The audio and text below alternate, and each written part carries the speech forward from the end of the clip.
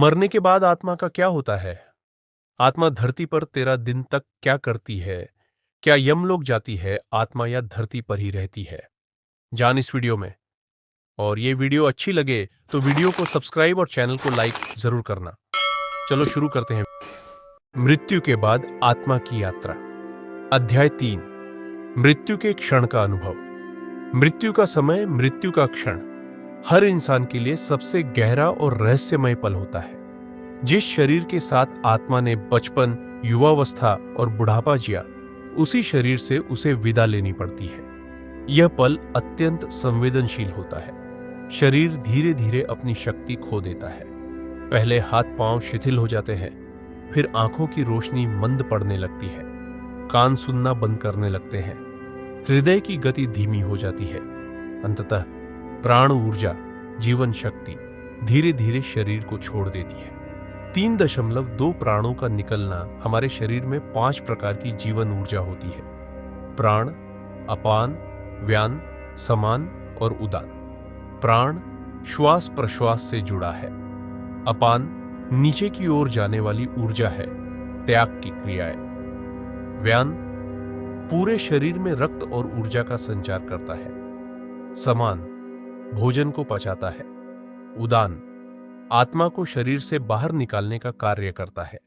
मृत्यु के समय उदान वायु सक्रिय हो जाती है और आत्मा को शरीर से बाहर ले जाती है।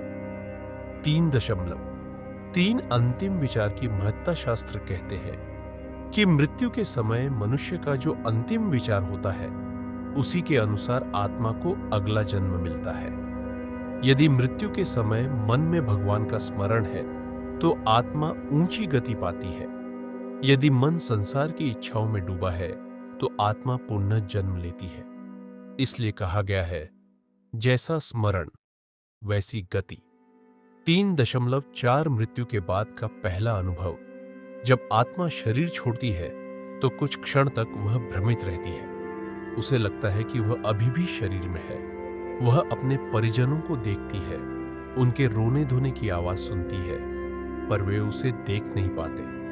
आत्मा को ऐसा लगता है जैसे कोई स्वप्न टूट गया हो। आत्मा हल्की होकर ऊपर उठती है, मानो कोई पंछी पिंजरे से निकल गया हो। इस अवस्था में उसे पूर्ण स्वतंत्रता मिलती है। 3.5 बार 13 दिन तक आत्मा का भटकना भारतीय परंपरा में कहा गया है कि मृत्यु के बाद 13 दिन तक आत्मा पृथ्वी के समीप रहती है। वह अपने प्रियजनों के पास रहती है। वह देखती है कि लोग उसके लिए कर्म कांड और क्रियाएं कर रहे हैं। इस अवधि में आत्मा को धीरे धीरे नए संसार की ओर ले जाया जाता है। यही कारण है कि घर वाले 13 दिन तक पिंडदान और श्राद्ध करते हैं, ताकि आत्मा को शांति मिले और वह अगले लोक की ओर सहजता से जा सके। मृत्यु का दर्द। सामान्य मृत्यु में आत्मा शरीर से धीरे धीरे निकलती है। यह प्रक्रिया उतनी पीड़ादायक नहीं होती, लेकिन आकस्मिक मृत्यु, दुर्घटना, आत्महत्या या हिंसा में आत्मा को अत्यधिक झटका लगता है। ऐसे में आत्मा लंबे समय तक असमंजस में भटकती रहती है। उसे समझने में समय लगता है कि वह अब शरीर में नहीं है। इसलिए शास्त्र कहते हैं कि हिंसा और आत्महत्या से बचना चाहिए। विशेष आत्माएं। संत, महात्मा और योगी मृत्यु के समय अपने प्राण को नियंत्रित कर लेते हैं। वे अपनी आत्मा को धीरे धीरे ऊपर चढ़ाते हुए सिर के सहस्रार चक्र से बाहर निकालते हैं। ऐसी मृत्यु को योगी की मृत्यु कहा जाता है। यह अत्यंत शांत और आनंदमयी होती है। एक साधु की कथा है। वह जीवन भर भगवान का नाम जपता रहा। मृत्यु के समय उसके मुख पर मुस्कान थी। उसके परिजन रो रहे थे, लेकिन वह शांत भाव से बोला, मत रो, मैं जा नहीं रहा, बस वस्त्र बदल रहा हूं, मैं तुम्हें फिर मिलूंगा। और यह कहकर उसने शांत भाव से शरीर छोड़ दिया। इस अध्याय में हमने जाना, मृत्यु के समय शरीर की 5 जीवन शक्तियां धीरे धीरे काम करना बंद करती है। आत्मा शरीर से सूक्ष्म रूप में बाहर निकलती है। मृत्यु के समय अंतिम विचार अत्यंत महत्वपूर्ण होता है। आत्मा मृत्यु के बाद तुरंत अदृश्य संसार का अनुभव करती है। संत महात्मा मृत्यु को भी साधना की तरह स्वीकार करते हैं। विस्तार से लिखते हैं, इसमें हम देखेंगे कि मृत्यु के तुरंत बाद आत्मा कहां जाती है और 13 दिन तक उसकी क्या स्थिति रहती है। मृत्यु के बाद आत्मा की प्रथम यात्रा। मृत्यु के बाद आत्मा का भ्रम जब आत्मा शरीर से निकलती है तो शुरुआत में उसे यह समझने में कठिनाई होती है कि वास्तव में वह देह छोड़ चुकी है। वह देखती है कि उसका शरीर श्मशान या कब्रिस्तान की ओर ले जाया जा रहा है। वह अपने प्रियजनों को रोते हुए देखती है और उन्हें सांत्वना देने का प्रयास करती है, लेकिन कोई उसकी आवाज नहीं सुन पाता। आत्मा के लिए यह अनुभव बहुत विचित्र होता है। यह वैसा ही है जैसे कोई स्वप्न देख रहा हो और अचानक नींद टूट जाए। कुछ पल तक समझ में नहीं आता कि वास्तविकता क्या है।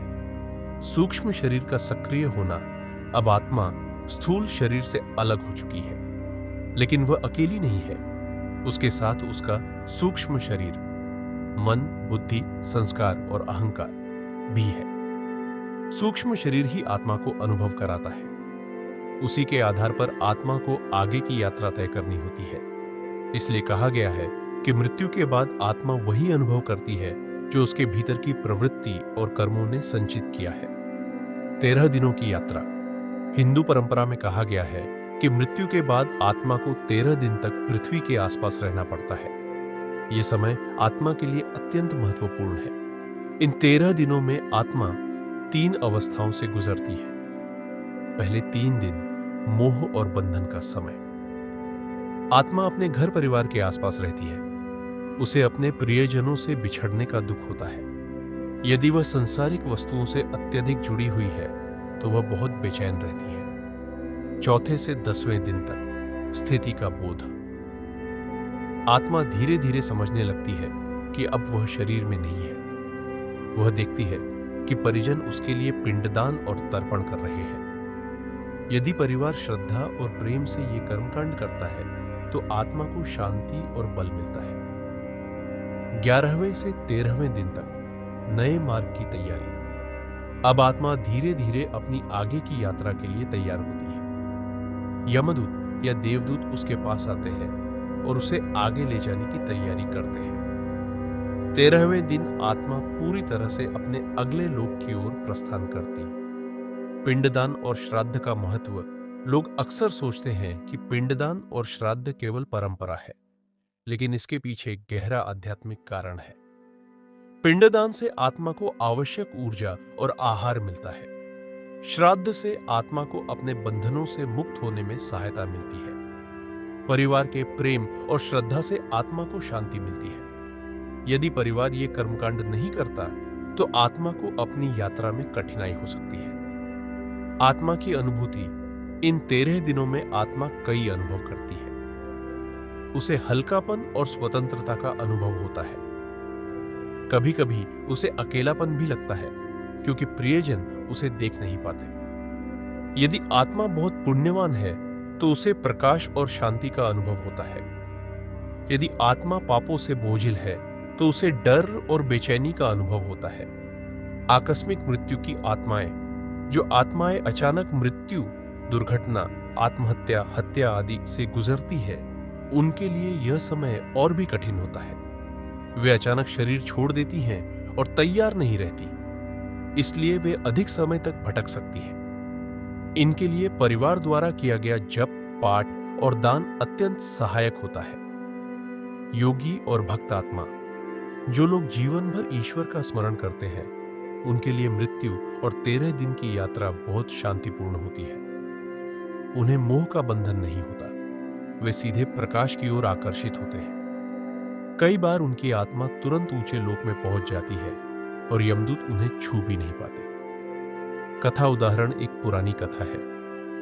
एक साधारण गृहस्थ मृत्यु के बाद 13 दिन तक अपने घर के पास ही रहा। उसने देखा कि उसके बच्चे झगड़ रहे हैं, संपत्ति बांट रहे हैं। यह देखकर उसकी आत्मा दुखी हो गई। लेकिन जब 10वें दिन उसके बड़े बेटे ने सच्चे मन से पिंडदान किया और कहा, हे पिता, हमें आशीर्वाद दो कि हम सच्चाई और धर्म के मार्ग पर चलें, तब आत्मा को अपार शांति मिली और वह प्रसन्न होकर अगले लोक की ओर बढ़ी। निष्कर्ष इस अध्याय में हमने जाना। मृत्यु के बाद आत्मा तुरंत अदृश्य संसार का अनुभव करती है। 13 दिनों तक आत्मा अपने परिवार और घर के आसपास रहती है। पिंडदान और श्राद्ध आत्मा को शांति और बल देते हैं। पुण्य आत्माएं प्रकाश की ओर जाती है, जबकि पापग्रस्त आत्माएं परेशान रहती हैं। योगी और भक्त आत्माएं मृत्यु के बाद तुरंत शांति का अनुभव करती है।